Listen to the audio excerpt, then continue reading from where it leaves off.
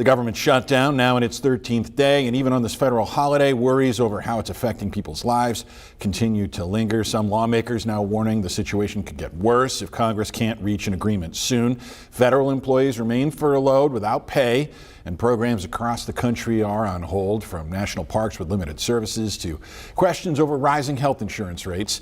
The effects continue to surface. This is an emergency.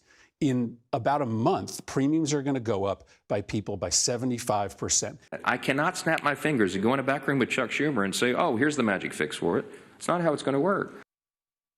Sticking point continues to be efforts by Democrats in Congress to extend Affordable Care Act subsidies that are set to expire. The shutdown prompted some creative accounting at the Pentagon, which says it found a way to pay service members with unused research funds. A couple hundred workers in Arkansas are already going without pay because of the shutdown, and now food banks are preparing for the uncertainty ahead, doing what they can to help those affected. T311's Maya Ellison traveled to Pine Bluff to get a look at how they are working to help. Maya? Yeah, Rolly, for food banks, their biggest concern is rising demand and whether they'll have enough to supply. But for the most part, they've been working to make sure the worst doesn't happen in the midst of the shutdown. Them already done, all of them done. All hands were on deck Monday morning,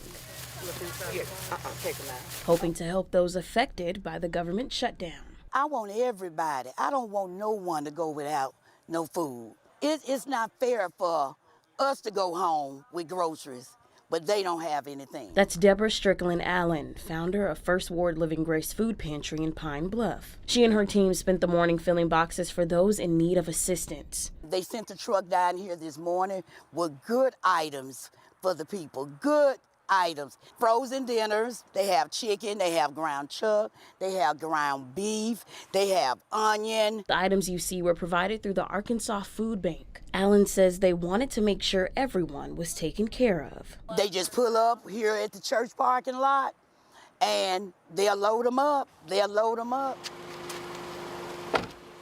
Thank you. CBS News reports that federal employees began receiving layoff notices Friday, and more than 4,000 federal workers could soon lose their jobs. That's thousands of families now wondering when they'll see their next paycheck. We have 17,000 federal employees within our Central Arkansas service area.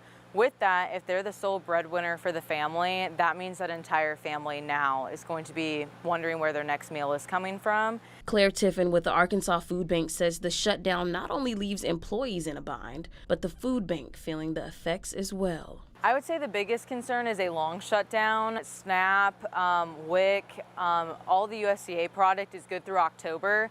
But if we go into November, we could see those services be impacted. But that isn't stopping their preparations or their mission to help. We're doing emergency fundraising so that we can make sure we have extra food available. Emergency fundraising also helps us to do distributions that are more than what we had already planned for.